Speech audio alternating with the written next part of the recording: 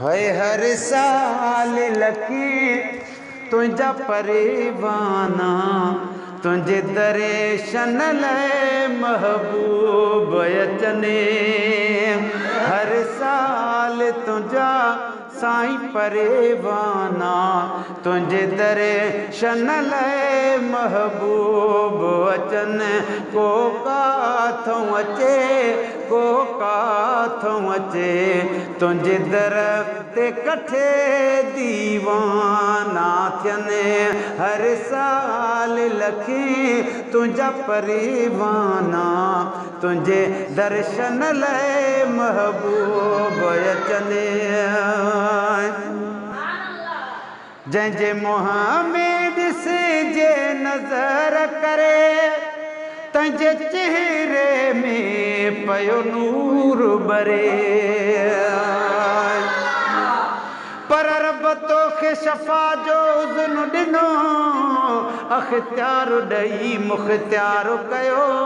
काइनात में कुलनी जो आका सरदार कयो पगदार कयो। तूं दरे यतीम त ख़ुदि आहीं पर तोखे यतीमन यार कयो। चवे मीरल गिलाल फ़क़ीर मिठा तो कुलनी जो बेड़ो पार कयो। जंहिंजे मुंहं में ॾिसे जे नज़र करे तंहिंजे चेहरे में पयो नूर बरे। तुंहिंजी मुहबत मुंहं चमकाए छॾिया। खरोसन वारा जंहिंजी मुहबत मुंहं चमकाए छॾिया। मुंहं सां विरबी पया नूर बरन। हर साल लखी तुझा परवाना तुझे दर्शन ले महबूब अचने। सब्र ले जी मिले जी अदबन सां मोहब्बत जे मिठड़न लफ़ीज़न सां। पर छोड़ नाज़ नमाज तहजुद दा अञा मोहब मिलन दा ब्या दग है। इवें मोह विच मूसा इबलीस अंदर विच प्या ठगी करेंदा क्यों ठग है। ओह यार दिदा मन निप पहले रब जह कीते जोड़िया जग है। आखे मिरल गिलाल या रसूल अल्लाह तू आख त ठर दी रग रग है।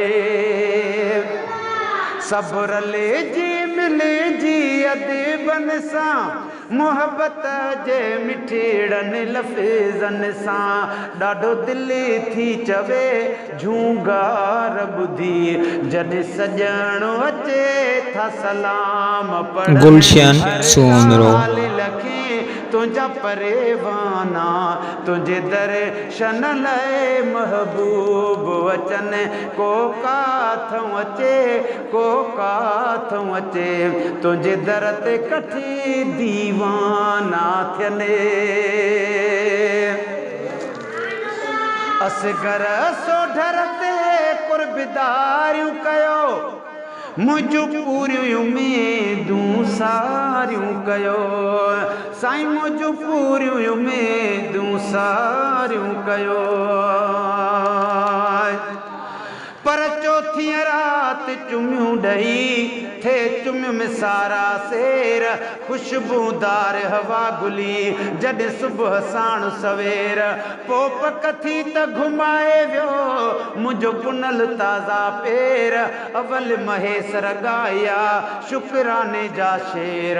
पो ख़ैरा तूं ऐं ख़ैर मूं वेड़े मंझि विराया।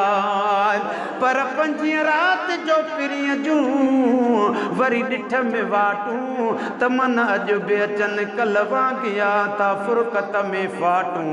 उठी बूंद अखियुनि मां शूट करे शाटूं महेसर बीहर से नूर संदियूं लाटूं।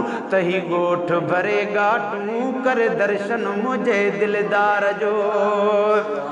असगर सोढर ते कुर्बदारियूं कयो मुंहिंजूं पूरियूं उम्मीदूं सारियूं कयो मुंहिंजा महशर में महबूब खुदा तुंहिंजे दामन में मुंहिंजा हथेड़ा हुजनि हर साल लखी तुंहिंजा परवाना तुंहिंजे दर्शन लाइ महबूब अचनि को काथों अचे को काथों अचे तुंहिंजे दर ते कठे दीवाना थियनि